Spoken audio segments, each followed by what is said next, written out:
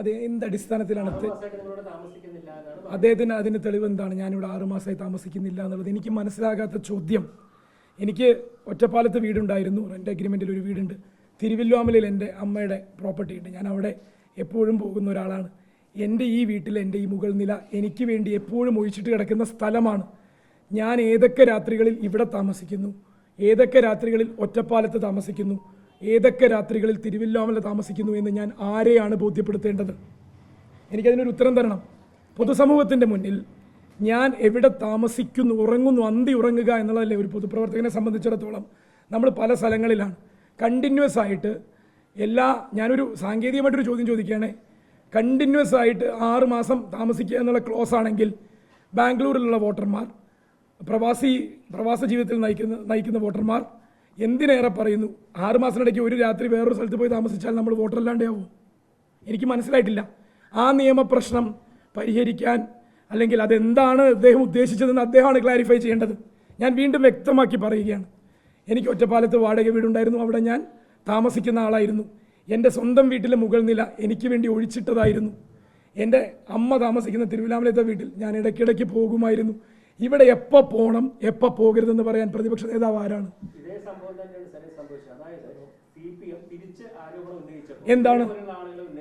എന്താണത്? CPM ആരോപിച്ച ആരോപണം ഞാൻ പറയാം. എന്താ പറഞ്ഞ്? ഇല്ലാത്ത വീടിൻ്റെ പേരിൽ, റെൻ്റ് അഗ്രിമെൻ്റ് ഇല്ലാത്ത, ഇത് എൻ്റെ സ്വന്തം വീടാണ്, എൻ്റെ സ്വന്തം വീടാണ്. വാടക വീടാണോ ഞാൻ വോട്ടർ ID ചേർത്തിരിക്കുന്നത്? ആണോ? ഇവിടെ പ്രതിപക്ഷ നേതാവിൻ്റെ ശബ്ദം പോലെ പത്രപ്രവർത്തകർ സംസാരിക്കരുത്. ക്ലാരിഫിക്കേഷൻ ചോദിക്കാം, പക്ഷേ അത് ബോധപൂർവം ഒരു ലൈനിലേക്ക് എന്നെ കൊണ്ടുപോകണം എന്നുള്ള നിർബന്ധ ബുദ്ധി പാടില്ല. എന്നോട് വേണമെങ്കിൽ വിരോധവുമാവാം, പക്ഷെ ഞാൻ പറയുന്ന വസ്തുതകൾ എന്തിനാ വിരോധത്തോടെ കാണുന്നത്? എന്താ CPM പറഞ്ഞത്? ഇപ്പോഴും CPM പറയുന്നത് എന്താ? വ്യാജ വോട്ടർമാർ തന്നെയാണ് കോൺഗ്രസ് ചേർത്തവരും BJP ചേർത്തവരും. അവർ എന്ത് ഐഡൻറ്റിറ്റിയുടെ പേരിലാണ് ഇവിടെ വീടുണ്ടെന്നും റെൻ്റ് അഗ്രിമെൻ്റ് ഉണ്ടെന്നും പറഞ്ഞ് തെളിയിക്കട്ടെ. ഇനി നമ്മൾ തെളിയിച്ചല്ലോ, തെളിയിക്കട്ടെ. എനിക്ക് എവിടെ വോട്ട് ചെയ്യണമെന്ന് ഞാനല്ലേ തീരുമാനിക്കേണ്ടത്?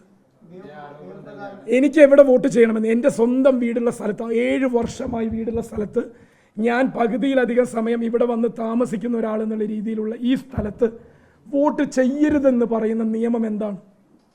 വോട്ട് ചെയ്യരുത് ഞാനിവിടെ എന്ന് പറയുന്ന നിയമം ഏതാണ്? ഞങ്ങൾ 3-4 മാസം വാങ്ങി എന്ന് പറയുകയാണെങ്കിൽ സമ്മതിക്കായിരുന്നു. അല്ല, 2018 മുതൽ ഞാനിവിടെ വോട്ട് ചെയ്യരുതെന്ന നിർബന്ധം ആർക്കാണ്? എനിക്കത് അറിയണം. എന്തിന്റെ പേരിലാണ്? അതെനിക്കറിയില്ല. അദ്ദേഹം നേരിടുന്ന ആരോപണം ഇതാണോ എന്ന് എങ്ങനെ എനിക്കറിയാം? ജില്ലാ പ്രസിഡന്റ് എന്നുള്ള പേരിൽ സ്വന്തം ഹരിദാസിന്റെ പേരിലുള്ള കെട്ടിടത്തിലാണ് താൻ 1 വർഷമായി താമസിക്കുന്നതെന്നാണ് ഹരിദാസൻ പറയുന്നത്. ഞാൻ എനിക്ക് ഇങ്ങോട്ട് വോട്ട് മാറ്റില്ല, എന്താണ് സാങ്കേതിക പ്രശ്നമാണ് BJP? ആ ചോദ്യം ഈ ചോദ്യം തമ്മിൽ എന്താ ബന്ധം എനിക്ക് അറിയുന്നില്ല. നിങ്ങൾ ഉന്നയിക്കുന്നത് പോലെ നിങ്ങളുടെ പേരിലുള്ള കെട്ടിടത്തിൽ തന്നെ താങ്കൾ പറയുന്നത് പോലെ തന്നെ താമസിച്ചില്ലെങ്കിൽ എന്റെ പേരിലുള്ള കെട്ടിടത്തിൽ അല്ല ഞാൻ വോട്ട് മാറ്റിയതെന്നാണ് ഹരിദാസൻ അതേ വാദം തന്നെയാണ് ഉന്നയിക്കുന്നത്. ഇരട്ട വോട്ട് ഉണ്ട് പുള്ളി അംഗീകരിക്കുമ്പോൾ ഇരട്ട വോട്ട് മൂപ്പർക്കുണ്ടോ? എന്നാ സരിനില്ല. 1 മിനിറ്റ്, ഇത് തന്നെയാണ് വ്യത്യാസം. അല്ലല്ലല്ലല്ലല്ല, അതാണ് ഇതാണ്.